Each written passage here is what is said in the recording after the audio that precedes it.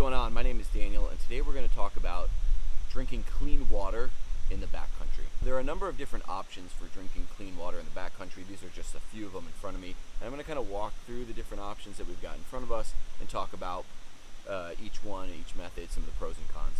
So the first, most simple, basic, primitive method is simply just boiling your water. In order to do this, you're going to need some sort of procurement container. You can use it straight in the pot. You can pull it from here. I would recommend a pre-filter. I've got a buff. This essentially will go over your cup. If you can find a stream, you just kind of let it filter straight into your pot. And what it does is it kind of removes any sediment, dirt, just physical debris from getting in your water. Then you're going to go ahead and boil it. The pros are that it's free. Other than the cost of the fuel, you don't have to really have much to do it. You'll need to buy a filter to do it. Some of the cons, obviously, is that one, you have boiled water that you have to wait to cool. You're limited to the container size that you have at the moment in order to boil the water. You're consuming more fuel or whatever you're using to boil the water, and so there are some limitations there. The next method is to use something like a potable aqua tab. Again, pretty straightforward method. Fairly inexpensive method. I think there's 50 tabs in here. It costs about $10, maybe 2 or 3 ounces for the entire jar. And for this method, you're simply gonna, again, procure your water. Because there's no filter or way of removing debris, I would recommend using some sort of pre-filter, putting that over the mouth of the pot or container that you're putting your water into, scooping your water,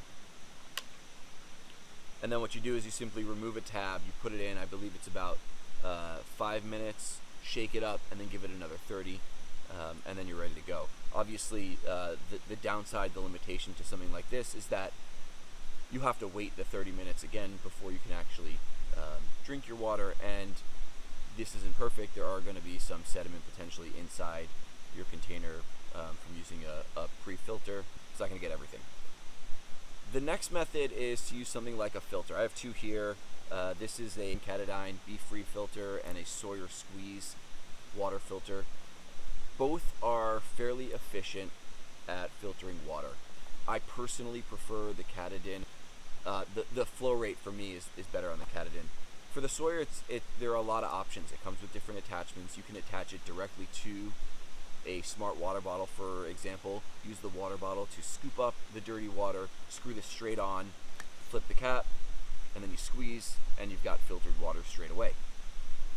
Another option is to use a bag like this CNOC bag over here. This is by a company called CNOC. You essentially use the CNOC, this is the Vecto. You open up this side, make sure this is closed. You'll use this wide mouth part at the top to scoop up your water. So dirty water goes in here. This is a 3-liter bag. Fold it over. Slide the top back on to lock it. And then you're going to attach the Sawyer Squeeze filter to the bottom, or the opening over here, and you're going to filter that way. This option gives you the ability to filter a larger amount of water than you did with just boiling or using a 32-ounce Nalgene like this one.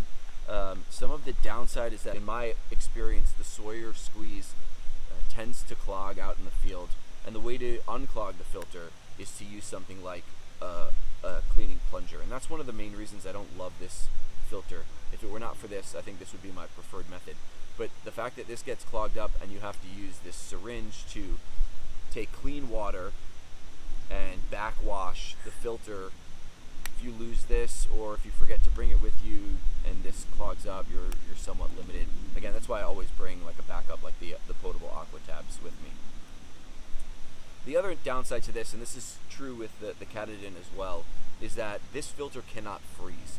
If you get water in this and then it freezes overnight, if you're in freezing temperatures and you forget to bring it into your tent, I put it in my sleep system with me. If you forget to put this in your sleep system and it freezes overnight, it becomes useless and you'll never know. There's really no way of knowing whether or not this is frozen and has shattered the fibers on the inside and whether or not it's actually filtering water or not. And you could be drinking contaminated water without knowing it. Next is the Katadyn BeFree. Like I said, this is my go-to preferred filter. It comes with a 1-liter bag. This is a wide mouth bag, I like to bring this 3-liter Hydro Pack with me. Similar to the Ceenoc, I can scoop 3 liters of dirty water in here, and this BeFree filter will attach directly to the bag.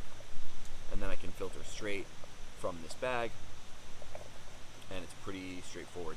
My experience, the flow rate with the Katadyn over the Sawyer is a little bit faster. Like I said, the Sawyer tends to clog up a bit, and you need to have the plunger out in the field with you. The BeFree clogs too. It's just a much simpler, easier way to unclog and backwash the BeFree. You just put some water in here, preferably clean water, screw it in, and then you shake it up, and that'll loosen all of the dirt and debris that's stuck inside of the filter, and that'll increase your flow rate again. The last option is a Grail, or something similar, a water purifier. The downside to the Grail is that it is fairly heavy in comparison to the BeFree and the Squeeze. It's a fairly simple, straightforward method.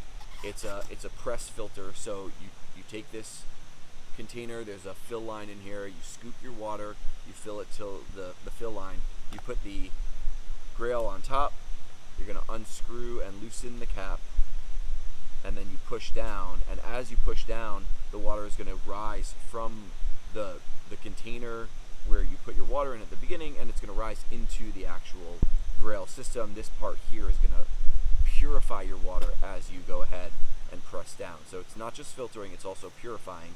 What I will say is that this is harder to do and does take a considerable amount of energy or effort. One of the things that I would recommend doing is finding a flat surface to put this down on before you start pressing down, because there is going to be water in here, and it becomes a little bit more difficult as you press down. You don't want to spill that water. You'd hate to start working really hard to get water out of here, and then it spills all over the place.